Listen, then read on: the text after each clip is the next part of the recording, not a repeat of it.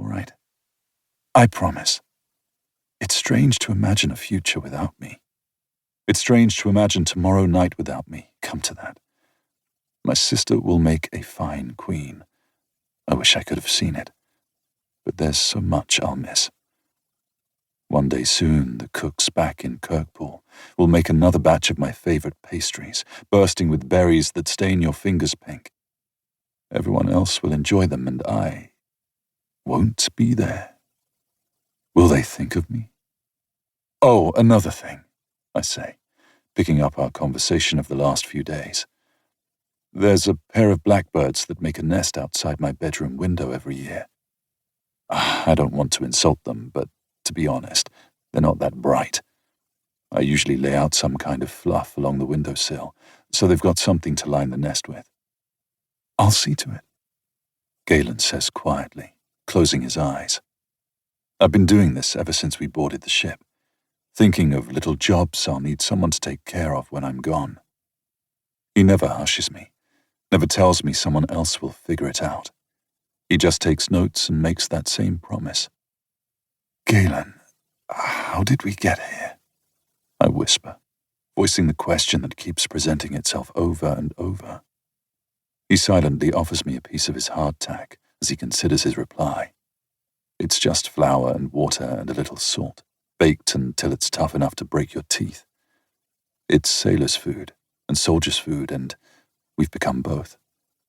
But my interest in food has been waning, as if my body knows I'm not going to need it. Well, in the beginning there was the mother, he replies, sing-song, threatening to tell the whole story, trying to lighten the mood. When he pauses, though, I pull in my knees and rest my chin on them. Go on. He blinks and glances at me, brows raised. I think I'd like to hear you speak the words one more time, I say quietly, closing my eyes to focus on his voice. He softens, slipping effortlessly into the old tale. The mother made the world and watched it grow. The most annoying, but luckily for us, also the most entertaining, of her creatures began to demand more and more attention. So she did what all good leaders do. She delegated the problem. That she did.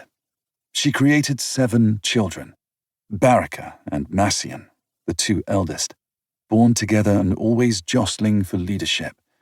Then Dilo, Kion, Sutista, Uldite, and, finally, his voice catches, and then he pushes on. And Valus, her youngest, always laughing. I can still hear Valus's screams some nights. Go on, I say quietly.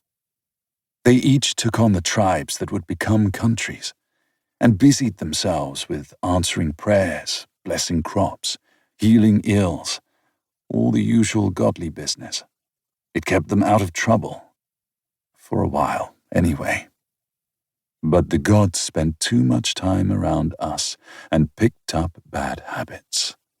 I chime in, where ordinarily the children gathered around my friend would be calling out to show off how well they remember. He has a flicker of a smile for that. One way or another, they learned how to covet. He agrees, his words dying out. Now he's telling the story of our lives, and there are no old words to recite. There's no well-trodden path to follow to the end of the story.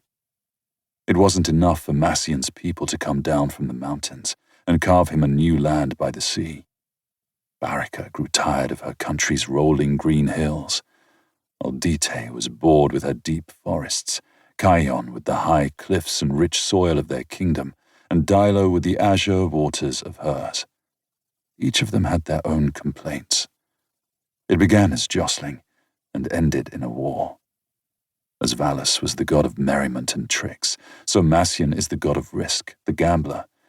And take his risk he did, his armies reaching out to claim the lands of his siblings. Our goddess, Baraka, is the warrior, and we became her soldiers. But for all the fighting and bleeding and dying we were capable of on our own, nothing we could do compared to the destruction.